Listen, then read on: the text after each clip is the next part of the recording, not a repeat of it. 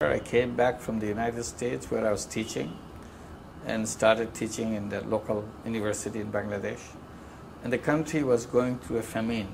People were dying of hunger. So I felt terrible that I teach such elegant theories of economics in the classroom and people are dying outside. And I thought these things that I teach has no meaning. So I thought maybe I should go out, be with the people, and see if I can be of some use to them rather than talk about some empty things in the classroom. So this is what I was doing. I was just out of my frustrations, out of my sense of uselessness. I wanted to go out and be useful to someone, at least for one person. So when I was doing that, I was feeling a little happy every day. I go out, talk to people. And then I see the loan sharking in the village. People taking tiny little money from a loan shark. And the loan shark taking full control of the life of that person. Exploitation at an extreme. So I got very worried how such things can happen like that. So I made a list of people who are borrowing from the loan sharks to see how much money is involved. And there are 42 people on my list, and the total money they borrowed was $27. And I said, my God, for such a small amount of money, people have to suffer so much. So what I did, I said, I can solve the problem. Why don't I give this $27? Then they don't have to go to the loan sharks. And I gave this $27 and tell them to return the money to the loan sharks, and they will be free. So this is what I did. I was not thinking in terms of any business, entrepreneur. I was just trying to solve a problem. Problem I thought I can solve. This is so small, it was possible. So I did that. And that led to the next one and the next one. Then people were so happy, I wanted to continue. Then I thought I should link the bank with the people so that they can go to the bank, they don't have to go to loan sharks. Bank said no, bank cannot lend money to the poor people. So I started talking to them, arguing with them.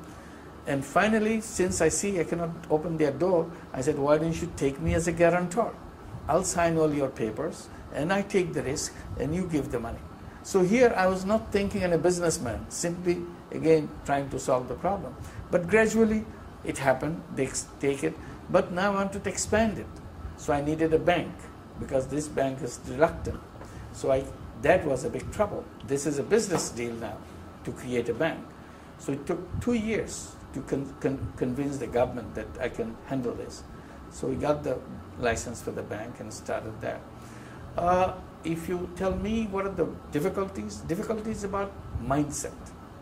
People don't want to change the way they think because they think everything else is not workable. And I was thinking completely differently. So I had a clash every time. When I tell the bank to do this, oh, it's impossible. Bank cannot do that. I said, of course bank can do that. So there's a clash. Then I go to the poor people, would you take money to start something on your own? So no, we don't need the money. Because she said, I never handled money in my life. Why should I take money? So it's not only the bank, even the poor women said, no, I don't want it. See? So you have to build confidence in the person. So you go step by step, overcome each one of them. And we faced a lot of other problems, religious problems. Our religious leaders thought this is against Islam, giving money to women. So I had to argue with them. I said, look, the Prophet Muhammad, the Prophet of Islam, he married a businesswoman. So why are you against women being in business? If you want to be a good Muslim, you should marry a businesswoman. You should follow the footsteps of the Prophet. So again, you try to convince people and overcome the problem that you face. There are problems with the politicians. Politicians thought this is another kind of thing which will destroy their ideas because the extreme right thought this is a communist movement. We are organizing the poor people. Extreme left thought this is a capitalist thing, trying to destroy the future of socialism. So everybody is kind of making their own interpretation because it never existed before.